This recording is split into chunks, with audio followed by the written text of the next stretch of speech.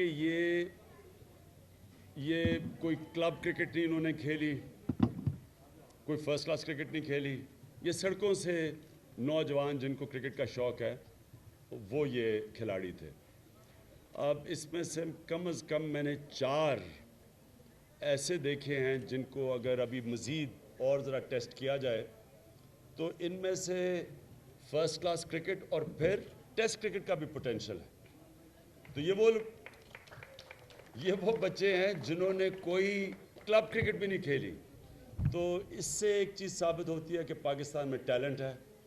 140 kilometre पे bowling करना, जो उसके करीब कोई 4 बॉलर थे कि इन्होंने उससे ऊपर भी किया, उसके करीब भी किया। इसका मतलब कि यहाँ टैलेंट की कोई कमी नहीं है। सिर्फ इनको हमने एक स्ट्रक्चर देना है, इनको क्रिकेट के अंदर लेके आना है। कोचिंग का एक साइड है और अच्छी क्रिकेट खिलाना दूसरी साइड है। इस तरह की ग्राउंडें बड़ी कम है पाकिस्तान में। ये जो ग्राउंड आप देख रहे हैं, पाकिस्तान में हमें सबसे ज़्यादा ज़रूरत है ग्राउंडों की। टैलेंट है तो टैलेंट को ग्राउंड चाहिए। टैलेंट 20 करोड़ लोग